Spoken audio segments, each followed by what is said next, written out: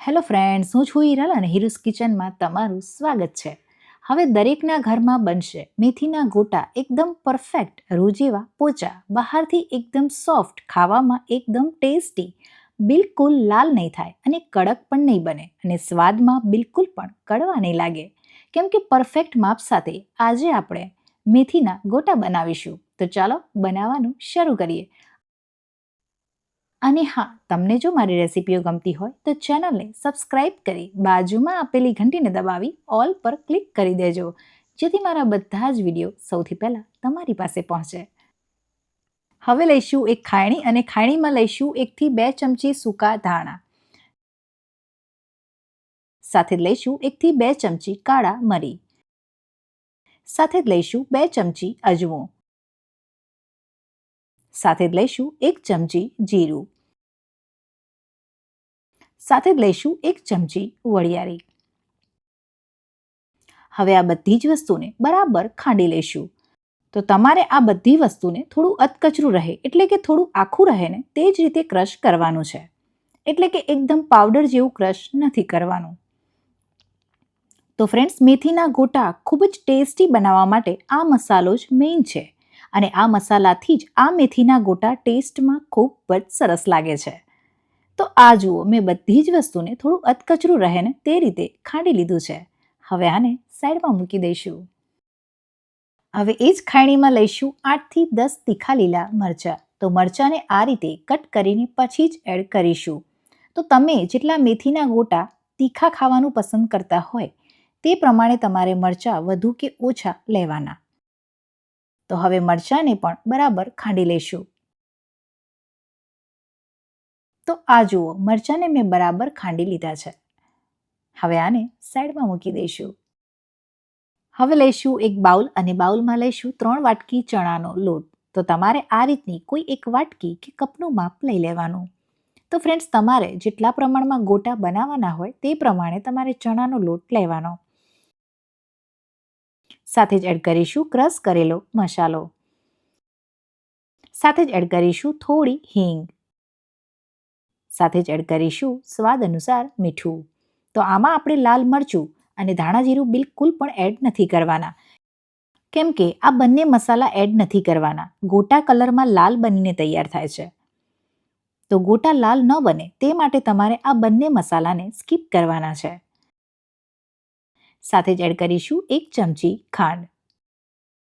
સાથે જ એડ કરીશું અડધા લીંબુનો રસ.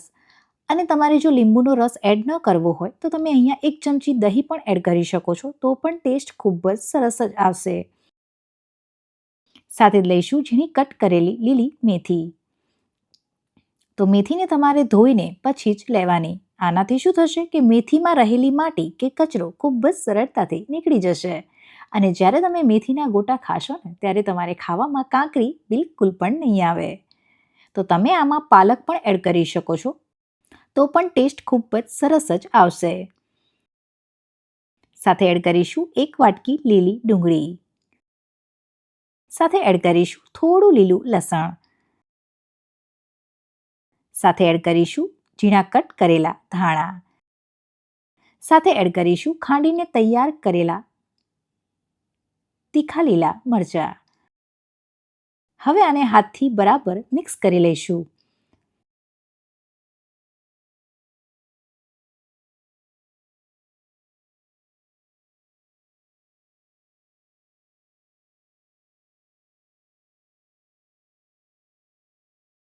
હવે આની અંદર થોડું થોડું પાણી એડ કરી બરાબર મિક્સ કરતા જઈશું. તો તમારે આમાં એકસાથે બધું પાણી એડ નથી કરવાનું. થોડું થોડું પાણી એડ કરતું જવાનું અને બેટરને બરાબર ફેટી લેવાનું. તો ફ્રેન્ડ્સ, તમે આ રીતે મેથીના ગોટા એકવાર બનાવશો ને તો એકદમ પરફેક્ટ જ બનશે અને સાથે સાથે ટેસ્ટમાં પણ ખૂબ જ સરસ બનીને તૈયાર થશે.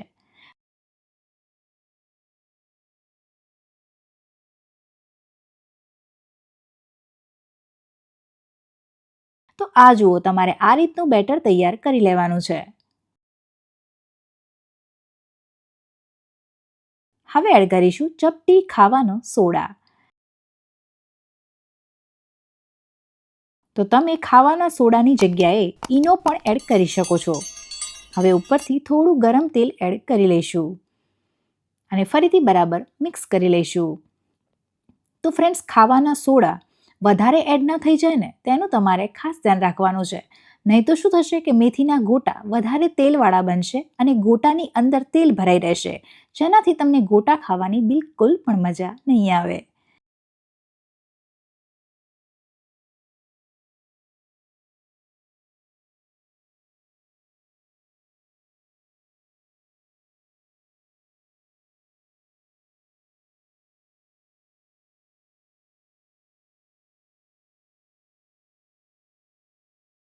તો આ જુઓ, બેટર તૈયાર થઈ ગયું છે. તો ચાલો હવે ફટાફટ મેથીના ગોટા બનાવી લઈએ. તો મેં અહીંયા પહેલેથી તેલ ગરમ કરવા મૂકી દીધું હતું. તો જુઓ, તેલ બરાબર ગરમ થઈ ગયું છે. હવે થોડું થોડું બેટર તેલમાં એડ કરતા જઈશું અને મેથીના ગોટા તળી લઈશું. તો તમારે ગોટા તળતી વખતે ગેસની ફ્લેમ મીડિયમ જ રાખવાની છે. તો જુઓ, જેમ જેમ ગોટા પરફેક્ટ તળાઈ જશે ને એટલે બબલ્સ થોડા ઓછા થવા લાગશે, ત્યારે તમારે સમજવાનું કે મેથીના ગોટા એકદમ પરફેક્ટ તળાઈ ગયા છે.